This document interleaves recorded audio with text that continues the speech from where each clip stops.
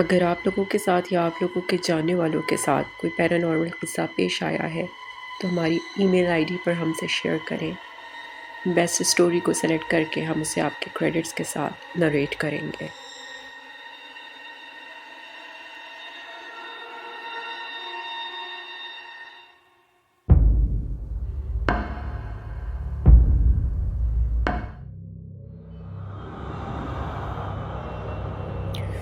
اس society کا سب سے خوبصورت اور عالیشان گھر جسے محل کہا جائے تو بچا ہوگا۔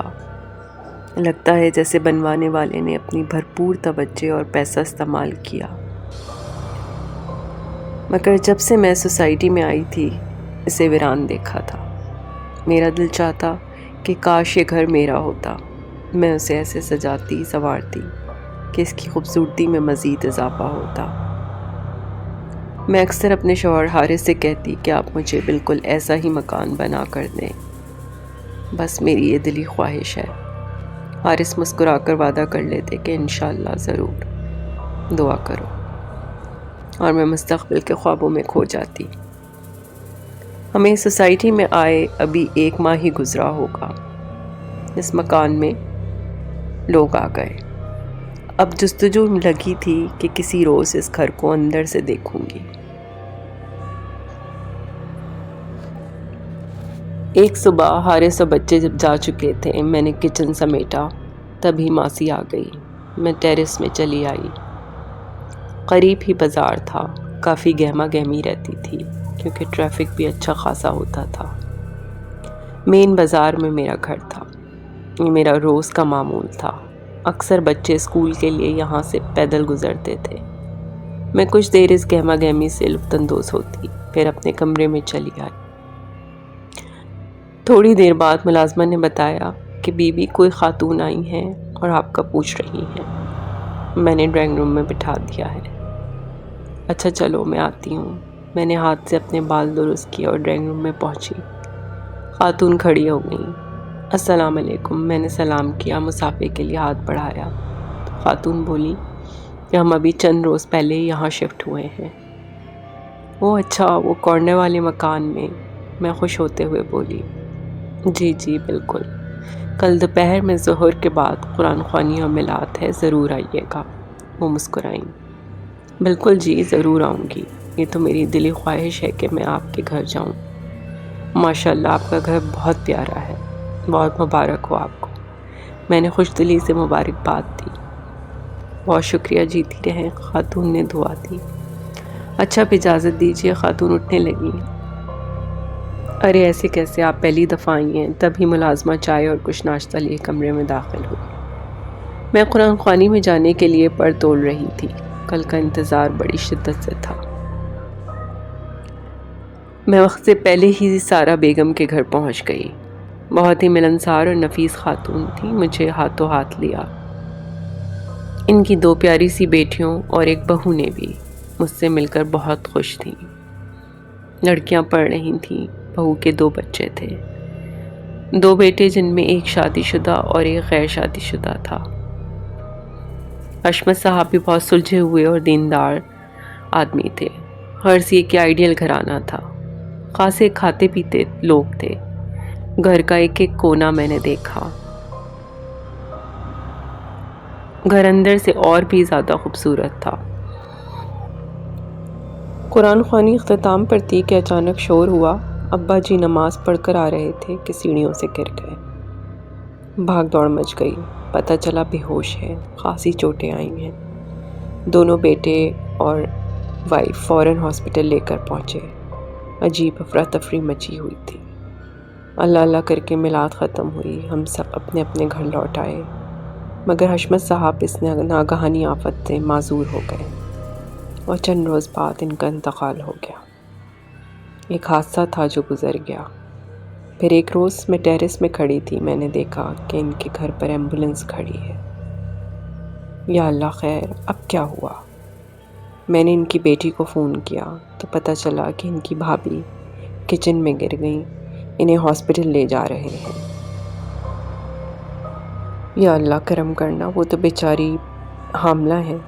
میں بہت ہی پریشان تھی۔ ان کے پیچھے میں بھی ہاسپٹل پہنچی۔ رات گئے تک ایمرجنسی میں رہ کر وہ بھی سب کو روتا بلکتا چھوڑ کر سب سے بہت دور چلی گئی۔ یا اللہ، ان چند مہینوں میں یہ کیا ہو گیا ہے؟ ان لوگوں پر ایسی افتاد کیوں پڑی ہے؟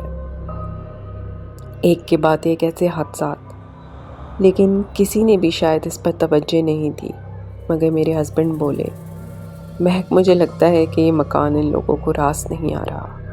میرا مطلب ہے کہ اس مکان میں کوئی گڑبڑ تو نہیں۔ میں کچھ دیر تک حارث کی بات پر غور کرتی رہی، پھر اقرار میں گردن ہلائی۔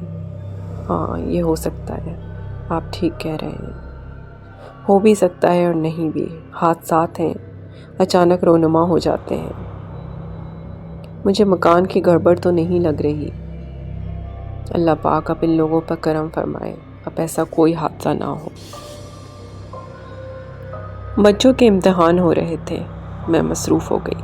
نائمہ اور سائمہ سے فون پر بھی بہت کم بات ہوتی تھی، وہاں بھی بچوں کے امتحان ہو رہے تھے۔ بچوں کے امتحانوں سے فارغ ہو کر ایک روز میں آپی کے گھر چلی آئی۔ بہت دنوں کے بعد آئی ہو، بھابھی نائمہ نے گلے لگا کر کہا۔ ہاں بھی کچھ مصروفیات زیادہ ہو گئی تھیں، کبھی تم لوگ بھی آ جایا کرو نا امی کو لے کر۔ میں نے کہا تو سارا بیگم بولی، انشاءاللہ ضرور، کیوں نہیں۔ باتوں باتوں میں آپی نے اپنی تھوڑی سی آپ بیتی سنائی کہ ان کی لو میرج تھی، دونوں کے والدین کی ناراضگی کے باوجود ان لوگوں نے شادی کر لی، ہندوستان سے پاکستان آ گئے۔ ان دونوں کا کوئی بھی رشتہ دار پاکستان میں نہیں تھا، اور جو ہندوستان میں تھے ہمیشہ کے لیے ایک دوسرے کو بھول گئے تھے۔ یہ سن کر مجھے بہت تکلیف ہوئی۔ میں نے کہا کہ آپ خود کو تنہا نہ سمجھیں، میں اور حارث آدھی رات کو حاضر ہیں اگر آپ کو ضرورت پڑے تو۔ انہوں نے آگے بڑھ کر میرے سر پر شفقت سے ہاتھ رکھا، کہا کہ جیتی رہو۔ کچھ دیر بیٹھ کر میں گھر چلی آئی۔ سارا بیگم کو اس گھر میں آئے دوسرا سال تھا۔ آپ ہی اکثر روتی رہتی تھیں، بہت اداس رہتی تھیں، اپنے بچھڑنے والوں کے غم میں گھل رہی تھیں۔ ایک روز چھٹی کا دن تھا، حارث گھر پر تھے۔ سائمہ کا فون آیا اور روتے ہوئے اس نے بتایا کہ بھابھی آپ اور بھائی جلدی گھر آ جائیں، امی کو پتہ نہیں کیا ہو گیا ہے، پلیز بھابھی۔ اور فون بند ہو گیا۔ میں نے حارث کو بتایا کہ سائمہ نے ہم دونوں کو بلایا ہے، وہ بہت رو رہی تھی، آپ ہی کو پتہ نہیں کیا ہو گیا ہے۔ اس نے تفصیل نہیں بتائی، جلدی چلیں۔ ہم جب وہاں پہنچے تو آپ ہی کی حالت بہت خراب تھی، وہ بہکی بہکی باتیں کر رہی تھیں، گھر سے بھاگنے کی کوشش کر رہی تھیں۔ ان کی آنکھوں میں وحشت اور چہرے پر کرختگی تھی۔ حارث نے انہیں دیکھتے ہی ان کے بیٹے سے کہا کہ شاہد تم فوراً کسی عامل کا بندوبست کرو، آپ ہی کی حالت ٹھیک نہیں ہے۔ ان کا دوسرا بیٹا وہاب بولا کہ بھائی ہاسپٹل لے کے چلیں گے۔ نہیں وہاب، یہ ہاسپٹل کا کیس نہیں ہے، شاہد بولا۔ مجھے اچانک یاد آیا اور میں نے اپنے بھائی کو فون کیا، اور ایک پیر صاحب امی کے گھر کے پاس رہتے تھے۔ میں نے اپنے بھائی ارسلان کو کہا کہ ان کو لے کر فوراً یہاں پہنچو۔ کچھ ہی دیر بعد آپ ہی کی حالت کچھ سنبھلی، عامل صاحب بھی گھر پہنچ گئے تھے۔ حارث نے کہا کہ پیر صاحب پلیز ذرا حساب لگا کر دیکھیں کہ اس مکان میں کوئی گڑبڑ تو نہیں ہے، جب سے یہ لوگ یہاں آئے ہیں کوئی نہ کوئی المناک حادثہ ہو رہا ہے۔ پیر صاحب کافی دیر تک کچھ پڑھتے رہے، آنکھیں بند تھیں، چہرہ ایک دم سرخ ہو چکا تھا، جسم ہلکا ہلکا لرز رہا تھا، دانت بھیج رہے تھے، بہت زیادہ غصے کی کیفیت تھی۔ کیا کہا؟ یہاں سے نہیں جاؤ گے، تمہیں جانا پڑے گا، یہ میرا حکم ہے۔ نہیں، ہم نہیں جائیں گے، عجیب سی آوازیں تھیں۔ اگر نہیں جاؤ گے تو رہو، مگر ان لوگوں کو نقصان مت پہنچاؤ، یہ لوگ تمہارا کیا بگاڑ رہے ہیں، انہوں نے ہماری جگہ پر قبضہ کیا ہوا ہے، ہم یہ برداشت نہیں کر سکتے کہ کوئی ہماری جگہ پر قبضہ کرے۔ ٹھیک ہے، میں تم سے بعد میں نمٹ لوں گا، ابھی میں انتظام سے نہیں آیا، تم باز آ جاؤ اور اب ان لوگوں کو بالکل بھی تنگ نہیں کرنا۔ اور پھر پیر صاحب نے جتنی کوشش کر سکتے تھی کہ کل آنے کا وعدہ کر کے چلے گئے۔ کیونکہ وہ بھی سمجھ گئے تھے کہ کام بہت مشکل ہے، کل پوری تیاری سے آئیں گے۔ پیر صاحب کے آنے سے وہ مخلوق محتاط ہو گئی۔ وہ وقفے وقفے سے ایک انسانی جان لے رہے تھے اور اب وہ بہت غصے میں آ گئے تھے، انتقام کی آگ میں مچل رہے تھے، تڑپ رہے تھے، اور پھر انہوں نے اپنا کام کر دکھایا۔ آپی کی طبیعت اچانک پھر آدھی رات کو بگڑ گئی۔ بچوں نے ایمبولینس منگوائی اور ہاسپٹل لے گئے۔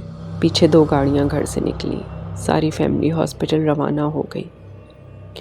مگر ہاسپٹل پہنچنے سے پہلے روڈ ایکسیڈنٹ میں پوری فیملی ہمیشہ کے لیے اس دنیا سے رخصت ہو گئی۔ ایمبولینس میں ان کے بیٹے شہاب اور حارث تھے۔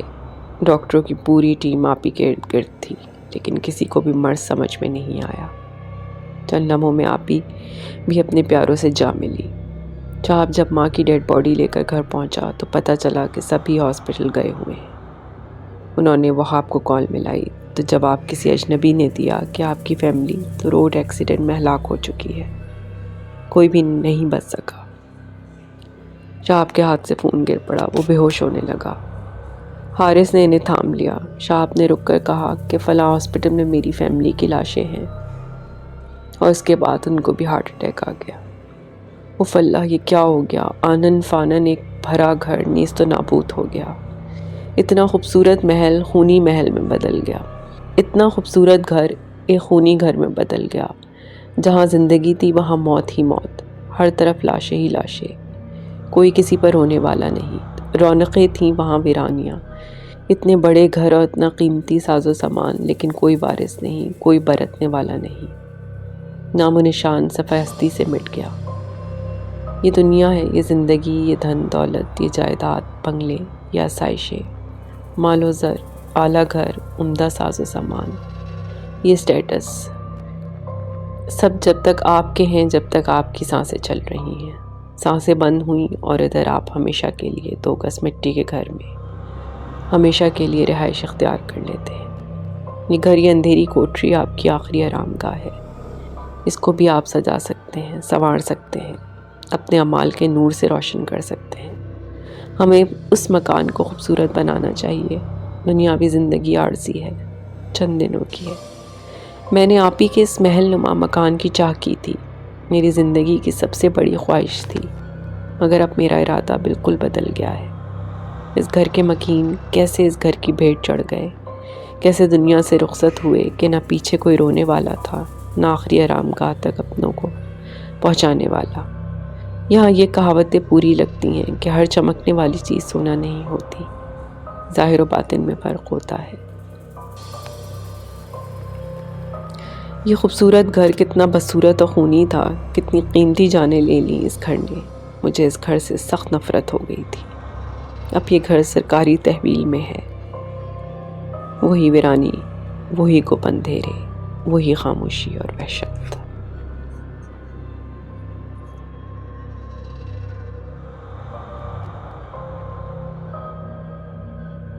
اگر آپ کو یہ سٹوری پسند آئی ہے تو پلیز لائک، سبسکرائب اور شیئر ضرور کریں، اور مجھے کمنٹس میں بتائیں کہ آپ کو اس سٹوری میں کیا اچھا لگا اور کیا نہیں۔ آپ کی سپورٹ کا بہت بہت شکریہ۔